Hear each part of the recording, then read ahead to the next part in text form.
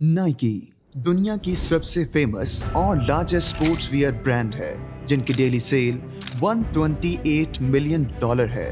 Cristiano Ronaldo और Michael Jordan जैसे world class athlete इनके प्रोडक्ट्स यूज करते हैं। क्या आप यकीन कर सकते हैं कि जिस इंसान ने नाइकी बनाया वो खुद एक फेल्ड एथलीट था और उसने अपने शूज सेलिंग का काम किसी शॉप या मार्केट से नहीं बल्कि अपनी गाड़ी की डिक्की से किया। उस एक आदमी के ड्रीम और बेस्ट शूज के विजन से ये कंपनी सिर्फ 50 साल के अरसे में $0 से $100 बिलियन तक पहुंच गई।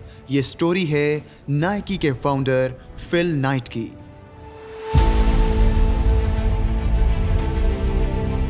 फिल नाइट 1938 में अमेरिका के एक छोटे से शहर पोर्टलैंड में पैदा होते हैं। बचपन ही से वो बहुत तेज दौड़ते थे और उनकी जिंदगी का सबसे बड़ा ड्रीम एक प्रोफेशनल एथलीट बनना था।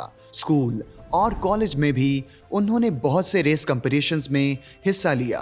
रनिंग के साथ साथ उन्होंने अपनी एजुकेशन भी जारी रखी और 1962 में MBA की डिग्री कंप्लीट की। डिग्री के बाद वो रनिंग जारी रखना चाहते थे और इसी फील्ड में प्रोफेशनली आना चाहते थे, लेकिन उनके लिए ऐसा करना पॉसिबल ना हो सका।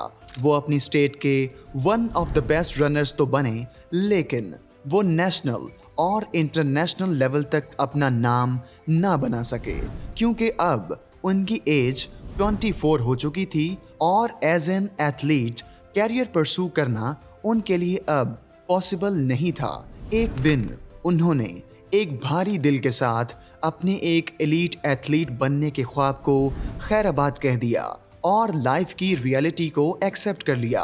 लेकिन अब भी वो कुछ ऐसा करना चाहते थे जिससे वो अपने इस पैशन के करीब रह सकें।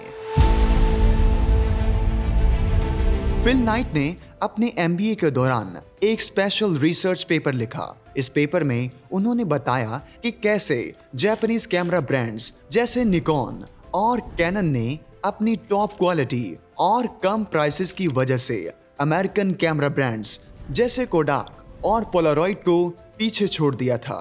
फिल ने सोचा कि यही फॉर्मूला जापानीज रनिंग शूज जैसे टाइगर शूज जो ओनिट्सुका कंपनी बनाती थी पर भी अप्लाई हो सकता है, जो USA के फेमस ब्रांड्स जैसे एडिडास और प्यूमा को टफ कंपटीशन दे सकते थे। ये एक रिस्की आइडिया था, लेकिन उनके पास और कोई चॉइस नहीं थी। उनका प्लान था कि जापान से टाइगर शूज इंपोर्ट करके USA में सेल करें। इसके लिए फिल ने अपनी सेविंग्स जमा की और जापान जाने का प्लान बनाया। जापान पहुंचकर फिल ने ओनिट्सुका कंपनी से मीटिंग अरेंज की। मीटिंग से पहले फिल बहुत नर्वस थे।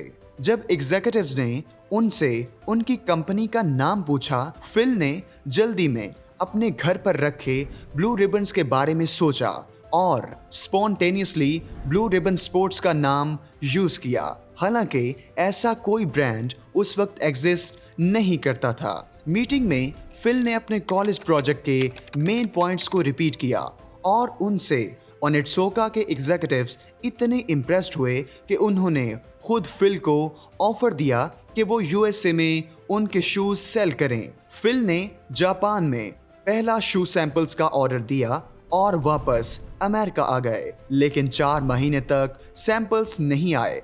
1 साल बाद उनके घर पर 12 बॉक्सेस में सैंपल्स पहुंचे और अब उनका अगला चैलेंज था इन शूज को अमेरिका में बेचना, जिसमें उनका कोई तजुर्बा नहीं था। फिल नाइट ने जापान से मंगवाए गए शू सैंपल्स को अनबॉक्स किया और उन्हें अपने कॉलेज के कोच बिल बोवरमैन को दिखाया। बिल बोवरमैन, जो रनिंग शूज के डिजाइन में इम्प्रूवमेंट करने में माहिर थे, फिल के शूज से इतने इम्प्रेस्ड हुए कि उन्होंने फौरन फिल को 50% पार्टनरशिप ऑफर की। फिल इस ऑफर से काफी खुश और सरप्राइज्ड हुए। इस नई पार्टनरशिप के साथ फिल ने ओनिट्सुका कंपनी को एक लेटर लिखा और वेस्टर्न USA में एक्सक्लूसिव डिस्ट्रीब्यूशन राइट्स के लिए रिक्वेस्ट की। उन्होंने $1000 में 300 शूज का पहला ऑर्डर दिया, जो वक्त पर पहुंचा। फिल ने इन शूज को अपने पेरेंट्स के बेसमेंट में रख दिया और अब ये बेसमेंट ब्लू रिबन स्पोर्ट्स का पहला ऑफिस था। जब लोकल स्पोर्ट्स शॉप्स ने टाइगर ब्रांड का शूज बेचने से इनकार कर दिया तो फिल ने एक यूनिक आइडिया सोचा। उन्होंने अपनी कार की ट्रंक में शूज रखे और डिफरेंट एथलेटिक इवेंट्स में जाकर उन्हें बेचना शुरू कर दिया। फिल के इस तरह बेचने से शूज की सेल्स में तेजी से इजाफा हुआ। खुद एक एथलीट होने के नाते फिल आसानी से कस्टमर्स को कन्विंस कर पाए कि टाइगर शूज उनके लिए बेस्ट हैं। सिर्फ 2 महीने में फिल ने 300 शूज की पहली शिपमेंट बेच दी और फिर 900 शूज का बड़ा ऑर्डर दिया।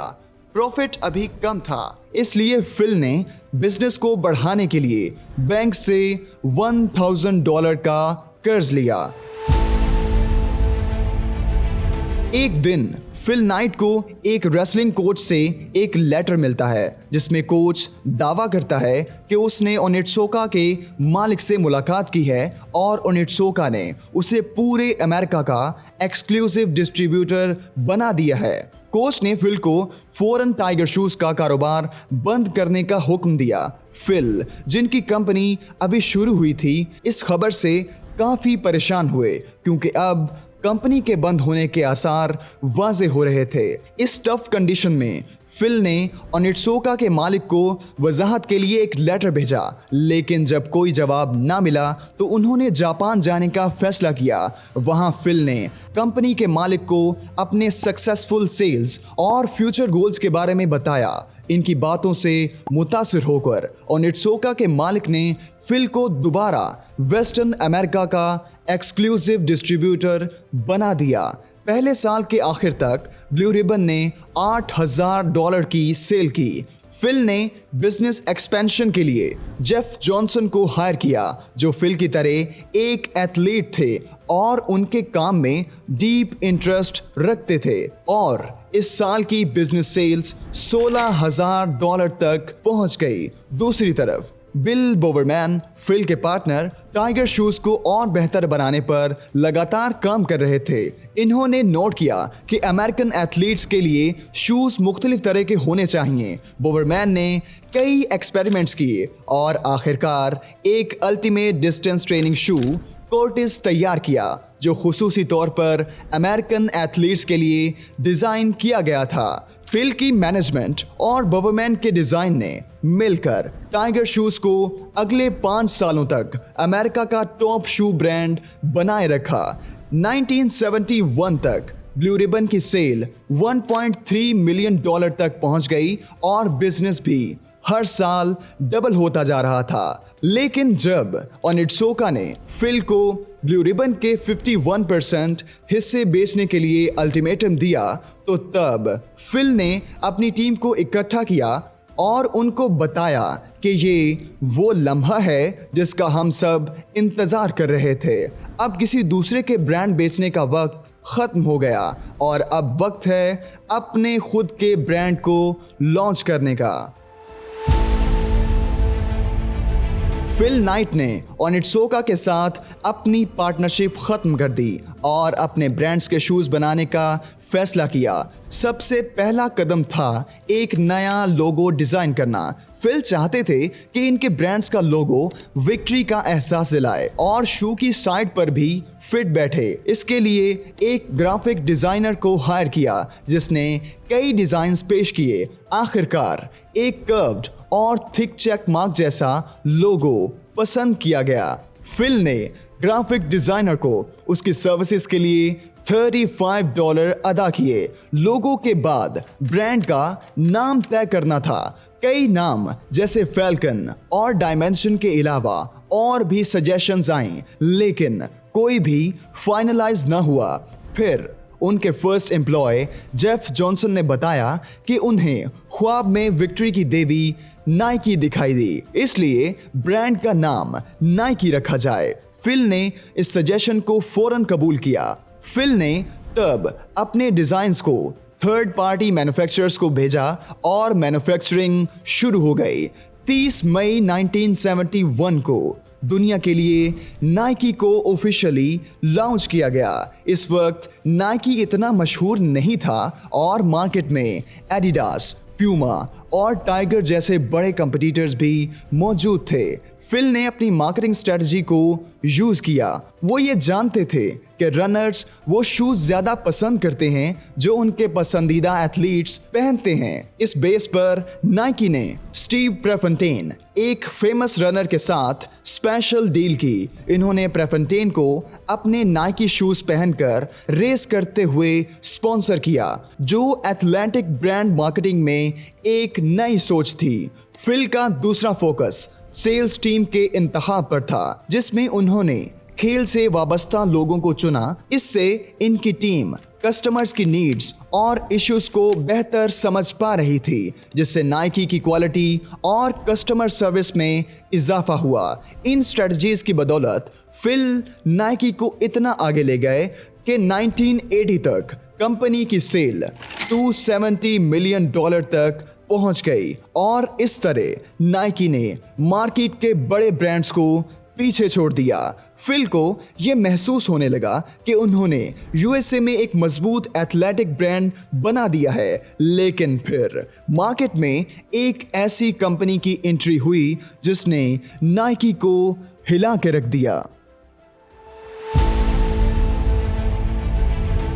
नाइकी हमेशा से ही ऐसे शूज बनाने में माहिर रही थी जो स्पोर्ट्स में बेहतरीन परफॉर्मेंस दिखाते और उनका फोकस कभी भी शूज की लुक्स और स्टाइल पर नहीं था। लेकिन 1980 में फैशन ट्रेंड बदलने लगे और लोग अब सिर्फ स्ट्रॉन्ग और परफॉर्मेंस ओरिएंटेड शूज ही नहीं बल्कि स्टाइलिश और अट्रैक्टिव शूज भी चाहते थे। और यहाँ रीबॉक की एंट्री होती है और रीबॉक ने अपने कस्टमर्स को वही दिया जो उन्हें चाहिए था और धीरे धीरे कस्टमर्स नाइकी से दूर होने लगे। इसका असर ये हुआ कि नाइकी को पहली बार लॉस हुआ और उन्हें अपने एम्प्लॉयज को भी निकालना पड़ गया और 1986 तक रीबॉक मार्केट में सबसे आगे निकल चुकी थी और अब वो टॉप एथलेटिक शू ब्रांड बन गई थी।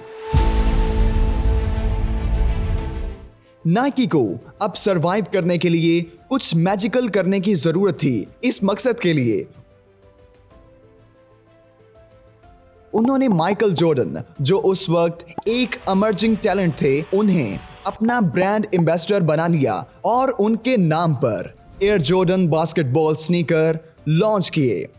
एयर जॉर्डन के लॉन्च से पहले बास्केटबॉल शूज का डिजाइन काफी ऑर्डिनरी और बोरिंग होता था। एयर जॉर्डन ने अपने bold colours and stylish design से बास्केटबॉल की दुनिया को ही बदल दिया। ये वो शूज था जिसने स्नीकर कल्चर को वर्ल्ड वाइड पॉपुलर बना दिया। इस दौरान माइकल जॉर्डन भी अपने कैरियर की टॉप फॉर्म में थे। नाइकी ने माइकल जॉर्डन के साथ मिलकर एक एडवर्टाइजमेंट भी रिलीज की, जिसमें एयर जॉर्डन को परफॉर्मेंस और स्टाइल का बेहतरीन कॉम्बिनेशन बताया गया। एयर जॉर्डन के पहले साल ही में नाइकी ने $100 मिलियन के एयर जॉर्डन बेच दिए, जिससे नाइकी एक बार फिर सबसे बड़ी कंपनी बन गई। इस सक्सेस के बाद नाइकी ने फिर कभी पीछे मुड़कर नहीं देखा और 90s में कंपनी ने ग्लोबली एक्सपेंड किया। नाइकी ने शूज के साथ दूसरे स्पोर्ट्स वियर में भी कदम रखा और आज नाइकी दुनिया की सबसे बड़ी स्पोर्ट्स वियर ब्रांड है, जिसकी वैल्यूएशन $149.12 बिलियन तक पहुंच चुकी है। फिल और नाइकी की ये जर्नी वाकई में बहुत दिलचस्प है। इस जर्नी से जो सबसे बड़ा लेसन हमें मिलता है वो है एग्जीक्यूशन का। फिल ने अपनी किताब शू डॉग में लिखा है, चाहे दुनिया कुछ भी कहे, आप दूसरों से कितने भी अलग क्यों ना हो, बस आपने चलते रहना है और अपनी मंजिल पर पहुंचने तक कभी रुकने का नहीं सोचना। नाइकी की टैगलाइन भी यही कहती है, जस्ट डू इट।